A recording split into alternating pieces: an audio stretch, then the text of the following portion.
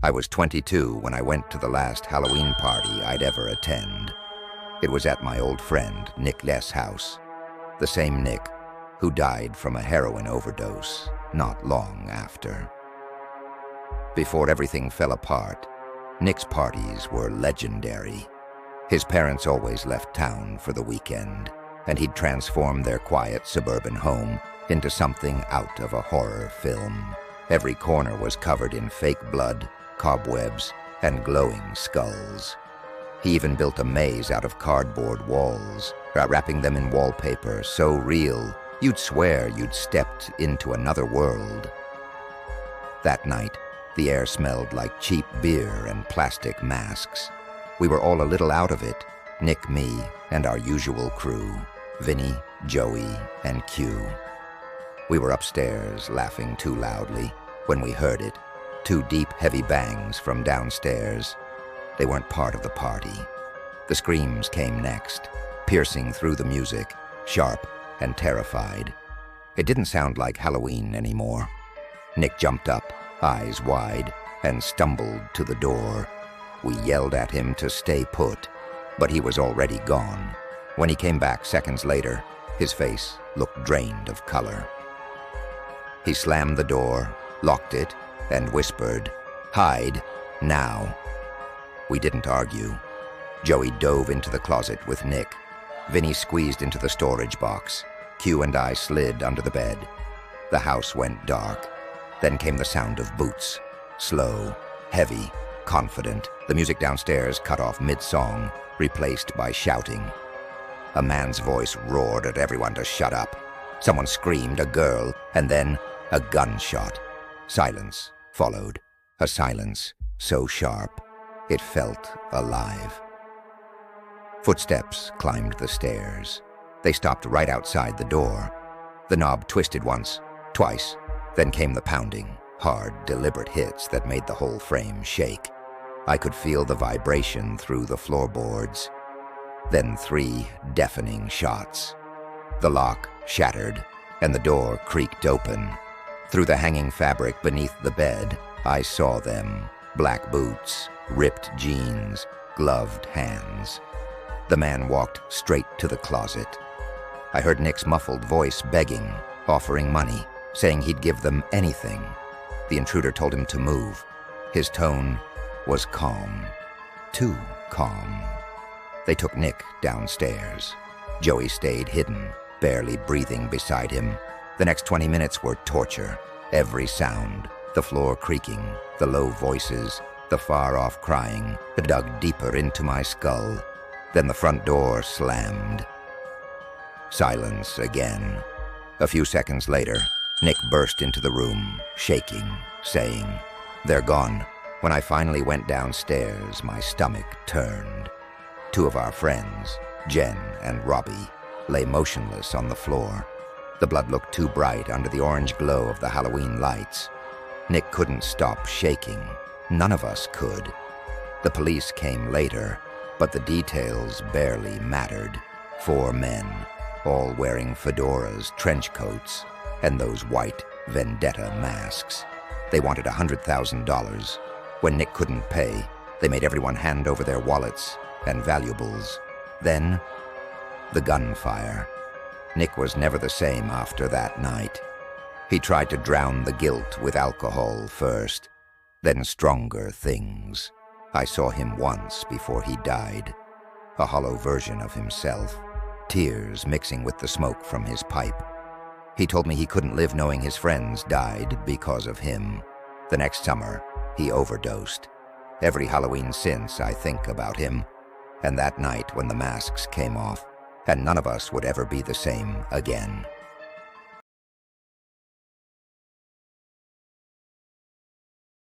It was a few years ago on Halloween night. My friends and I were all 20 years old. At that age, haunted houses were our idea of fun.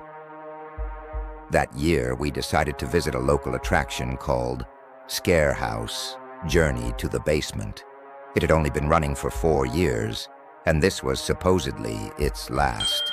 Everyone said it was one of the scariest, most realistic haunted houses around. And they weren't lying. The place looked straight out of a horror movie.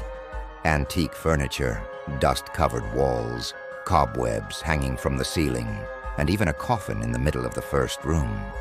From the moment we stepped inside, we knew this was going to be good. It wasn't a guided tour. You had to find your own way out. The only way to escape was to find a key in the basement and use it to unlock the exit door. It sounded fun, until it wasn't. Room after room, actors jumped out in terrifying costumes. Every door creaked, every light flickered, and every corner seemed to hide something waiting to lunge at us. After getting lost more times than we could count, we finally found the basement door. The staircase was steep, dark, and silent. No lights, no sound. The kind of darkness that feels alive. We weren't allowed to use our phones, so we had no choice but to go down blind. Each step groaned beneath our feet. We laughed nervously, pretending we weren't scared, but the truth is, we were terrified. Halfway down, I bumped into someone. "Sorry, man," I whispered. No one answered. Then a cold hand rested on my shoulder. That's when I ran. I bolted back up the stairs, my heart hammering in my chest. I didn't even stop to look behind me. My friends followed, laughing nervously, until one of them found a key lying on a desk. We all sprinted upstairs and out the exit door, gasping for air. Just outside was a small bin with a sign that read, "Drop keys here, please." We tossed the key in and started walking away, joking about how scary it had been. That's when the exit door creaked open again. A tall figure stepped out, dressed in a black robe and a bloody pig mask. He didn't say a word, just stood there, watching us. At first we laughed, thinking it was part of the show, but as we walked down the street, he followed, step for step, block after block. "Hey!" one of my friends yelled. "We already dropped the key, man. You can stop now."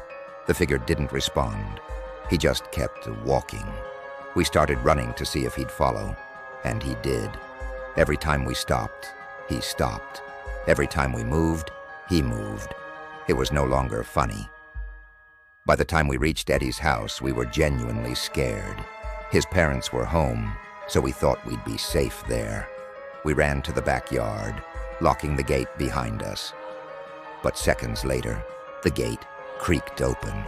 The man in the pig mask stepped inside, walking faster now, almost charging toward us.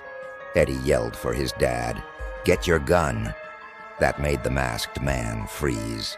He slowly raised his hands and said, "Don't shoot, I'm only 27. His voice was shaky, nervous, almost human. Eddie's dad aimed at him anyway. "Get out of here," he said coldly. "Next time, I won't warn you." The man turned and sprinted away into the darkness. Later, when we called the haunted house to report what happened, they told us something that still makes my skin crawl. They said they had no employee wearing a pig mask.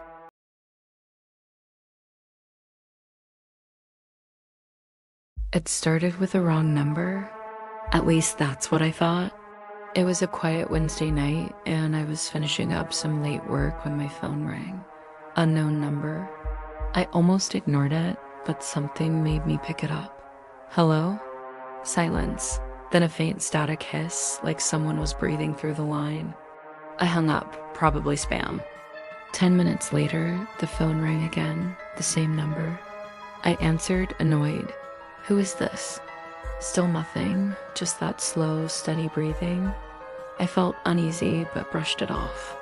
People prank call all the time, right? But when it rang again, this time from a different number, I answered on instinct. "Stop calling me." I shouted. A pause. Then a voice raspy, low, and deliberate. "I like your red curtains." My blood ran cold. I froze, my eyes drifting toward the window. The curtains were closed, but just slightly parted at the edge. I rushed over, yanked them shut, and locked the door. The phone buzzed again. New message. "You look better when you smile." I turned every light on in the house. The neighborhood was still quiet, too quiet. I called the police, told them someone was stalking me. They promised to send a patrol car to check the area. I waited, pacing by the window. Then came another message. Don't call the cops. My stomach twisted. I stepped away from the window. A knock echoed from outside, soft, rhythmic, 3 slow taps against the glass. I wanted to scream, but fear held me still. I tried calling the number back, but it went straight to voicemail. Then another call came in with a different number again. I answered, whispering, "What do you want?" That same ragged voice replied, "You shouldn't have turned on the lights." That's when I heard a creak from the hallway behind me. I spun around, heart pounding. "Hello?" I whispered, "Nothing." But I could feel it, someone was inside. I grabbed the nearest lamp and held it like a weapon. The phone rang again, vibrating violently in my hand. I answered, shaking. This time the voice said, calm and steady, "You should have kept smiling." The line went dead. The police arrived 20 minutes later. They searched every room, every corner, nothing. No signs of forced entry, no footprints. No one outside. One of the officers asked to see my phone. I handed it over and he frowned. "You said the calls were coming from different numbers?" I nodded. He showed me the call log. Every number, every single one, was my own.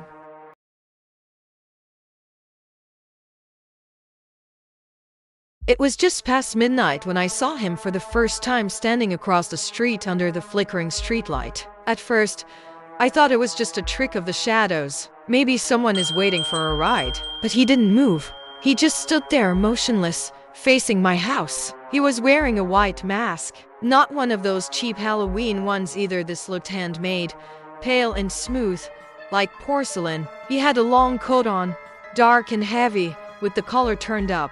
I remember standing there by the window, staring back, waiting for him to move. He didn't. Even when I turned off the light, even when I peeked through the blinds again, he was still there. Eventually, I told myself I was imagining things. I closed the curtains, locked the door, and went to bed. But just as I was drifting off, I heard it. The sound of gravel crunching. Slow, deliberate steps coming up the driveway. I held my breath, listening. The sound stopped right outside my window. I didn't dare look. A few seconds later, something brushed the glass. Soft, scratching, like a fingertip tracing the edge. I called the police. They said they'd send a patrol car to check the area. When they arrived 20 minutes later, the man was gone. No footprints. No sign anyone had been there. They told me it was probably just a prank, kids messing around. But it didn't feel like a prank. Not with how still he'd been. How focused. The next night, I made sure every door and window was locked. I turned on the porch light and sat by the window again,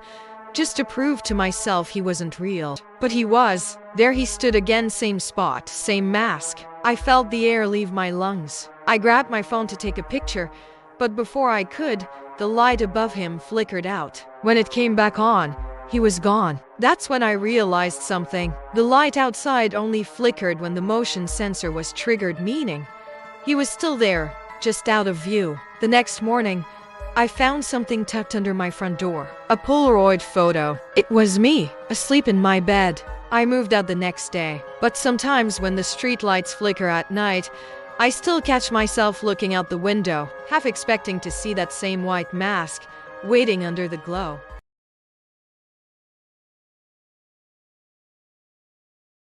It was a little after midnight when the knocking began, soft at first, like someone unsure if they were at the right door. I was half asleep on the couch, the TV humming low in the background, when I heard it again. 3 slow knocks, then silence. At first I figured it was just some drunk neighbor or a kid pulling a prank. It was a quiet neighborhood. Nothing ever happened here. But when I got up and looked through the peephole, no one was there. Just the empty porch and the faint glow of the streetlight bleeding through the fog. I sat back down, tried to shake it off. A few minutes later, another knock. Louder this time, deliberate, like whoever was out there wanted me to know they weren't leaving. My stomach tightened. I muted the TV and listened. Nothing, No footsteps, no voices, just my own heartbeat echoing in my ears. I called out, "Who's there?" No answer. Another knock closer, sharper, almost impatient. I felt a chill crawl up my spine. Whoever it was knew I was awake. The porch light flickered once, then went out completely. That's when my phone buzzed. A text from an unknown number. "Why aren't you opening the door?" I froze, my eyes darted back to the door, my breath shallow. I typed back, "Who is this?" No reply, but the knocking started again, faster this time, angry, relentless. I backed away, step by step, until my legs hit the couch. My mind was racing. Maybe it was some twisted prank, maybe a friend messing around. But something deep inside told me this was different. I grabbed the nearest thing I could find, a kitchen knife, and inched toward the back door. My plan was to slip out quietly, go to the neighbor's house, and call the cops. But when I reached the back door, I saw it, fingerprints, dozens of them, smudged across the glass. On the inside, my throat tightened. Someone had been inside my house. I turned around slowly, every nerve screaming. The front door was still closed, the knocking had stopped, but now there was a faint creak above me, floorboards shifting upstairs. Someone was there. The knife trembled in my hand as I whispered, "Who's up there?" No response. Just silence, then a slow, dragging sound, like footsteps moving across the hallway. I didn't wait. I bolted out the back door, barefoot, sprinting across the yard toward the neighbor's porch. I pounded on their door until they opened it, breathless and terrified. We called the police. When they arrived, the front door to my house was wide open. Every light inside was on, but no one was there. They searched every inch, nothing. The only thing they found was a phone on the living room floor, a cheap burner.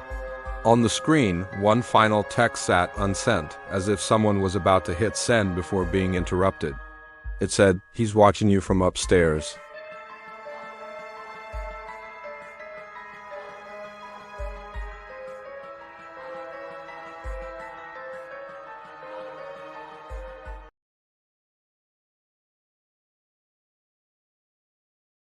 We had just moved into our new house in Mississauga, Ontario, a big place in a quiet neighborhood called Winston Churchill.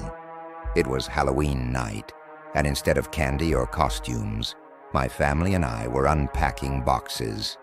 It was late, around 11:30 p.m., when I finally finished my chores and headed upstairs to bed.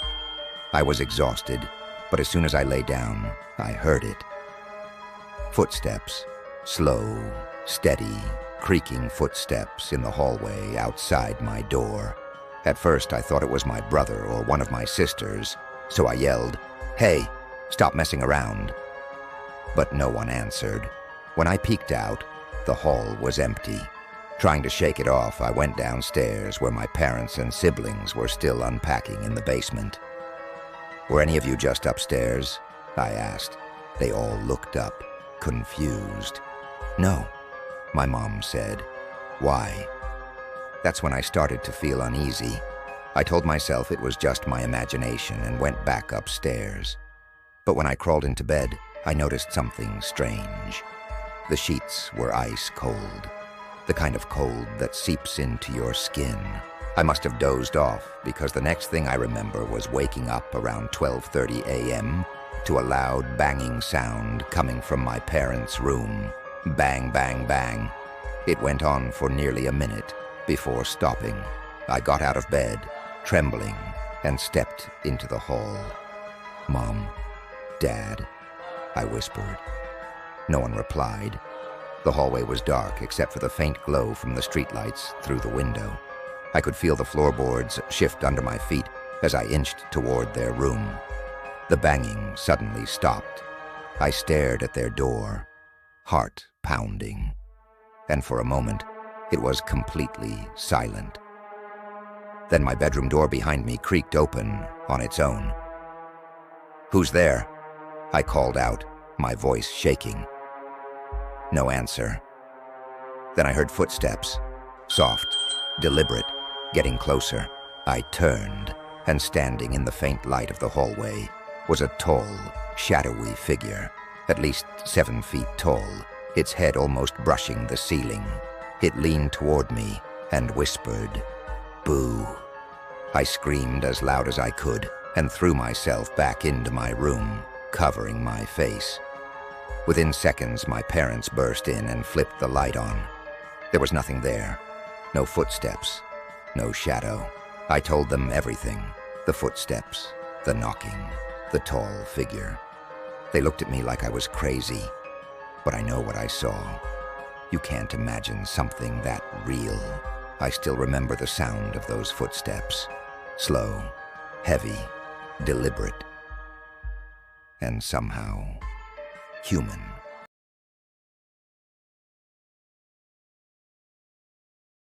I was 11 that summer, old enough to think I was brave, but still young enough to believe that bad things only happened in movies. My best friend Danny and I spent our days riding bikes through the quiet streets of our neighborhood, chasing that feeling of freedom only kids understand. But that afternoon, it felt different. The sun was starting to dip, painting everything orange. When we noticed it, a black Jeep parked at the edge of the park. The windows were tinted so dark we couldn't see inside, but we could feel eyes on us.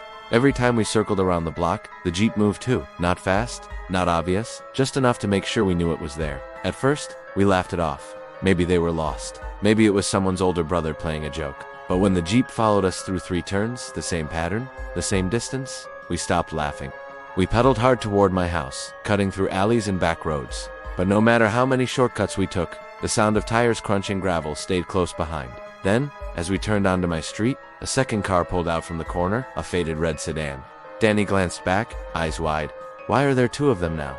The car slowed, crawling behind us. One of the windows rolled down. I caught a glimpse of the man inside. Gray hair, wrinkled skin, eyes to calm. He smiled at us, that kind of smile that didn't reach his eyes. "Need a ride, boys?" he called out. We didn't answer. We just kept pedaling. My legs were burning, heart hammering so hard I thought I might pass out. The Jeep sped up suddenly, blocking the end of the street. The red car pulled up behind us. We were trapped. Danny dropped his bike and yelled, "Run!" We bolted between 2 houses, through someone's backyard, crashing through hedges and fences until we hit the next block. Behind us, we could hear car doors slam, heavy footsteps chasing after. Then came a voice, deep and hoarse. "Come back. We just want to talk." We didn't stop running until we burst into the convenience store a few blocks away, gasping for air. The cashier looked up, startled. Before we could explain, the black Jeep rolled past the window outside. Slow, deliberate, almost taunting. By the time the police arrived, both vehicles were gone. No license plates were ever found. The officers said it was probably a misunderstanding, but Danny and I knew better. That night, I couldn't sleep. Every time a car passed outside, I thought I saw those headlights stop for a moment, just long enough to make sure I knew they were still watching.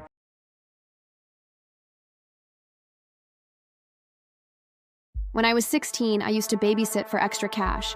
I'd been doing it for years, mostly for neighbors and family friends, and I'd never had a bad experience. But one night changed that forever. A woman named Mrs. Harlan called and said she'd gotten my number from a friend. She offered me $100 for just one evening, which was more than double my usual rate. All I had to do was watch her son, Nathan, while she went to dinner with her husband. It sounded easy enough. When I arrived, the house was quiet and old, one of those big, colonial homes with creaky floors and walls that seemed to breathe. Mrs. Harlan greeted me at the door with a polite smile, her husband waiting behind her in a dark suit. Nathan, a shy boy around 7, peeked from behind the stairs, clutching a small stuffed dog. Before they left, Mrs. Harlan gave me a few simple rules. Dinner's in the fridge, Nathan's bedtime is 8:30, don't let him watch scary movies. And she hesitated, her smile fading slightly. No matter what you hear upstairs after he goes to bed, Dawn to go up there. I thought she was joking, but the way she looked at me, serious, almost afraid, made my stomach twist. The night started normal. Nathan ate dinner, played with his toys, and told me about his favorite cartoons. But he seemed tense. Every few minutes, he'd glance up at the ceiling, like he was listening for something. When I asked him what was wrong, he whispered, "She doesn't like when people go upstairs." "Who?" I asked. "The lady in the attic," he said quietly. I laughed nervously, assuming it was just a story. Kids say weird things all the time. But after he went to bed, I heard it too, soft footsteps above me. Slow, deliberate, pacing back and forth. I froze. I wanted to believe it was the house settling, but the steps were too rhythmic. I texted Mrs. Harlan to ask if they had someone else living there, but she didn't reply. The noise stopped after a while. I tried to calm down, turning on the TV for background sound. But around midnight, I heard something again. This time, a faint humming, a woman's voice. I looked toward the stairs and my heart almost stopped. Nathan was standing there in his pajamas, pale as chalk. "She's singing again," he whispered. I grabbed my phone and flashlight and decided to look, rule or not. As I reached the top of the stairs, the humming stopped. The air felt thick and cold. At the end of the hallway was a narrow door, the attic. I pushed it open, and the smell hit me first. Old wood, dust, and something sour. My flashlight flickered across the room, and I saw a rocking chair moving on its own. Then something behind me whispered, "You weren't supposed to come up here." I screamed, turned, and ran downstairs with Nathan. We waited outside until the Harlans came home. Mrs. Harlan looked at me, her face pale. "You went upstairs, didn't you?" I nodded, still shaking. She sighed. "We should have warned you better. Our daughter used to sleep up there before she passed. Sometimes she forgets she's gone." That was the last time I ever babysat. Don't forget to subscribe because there are more stories like this, waiting to be told.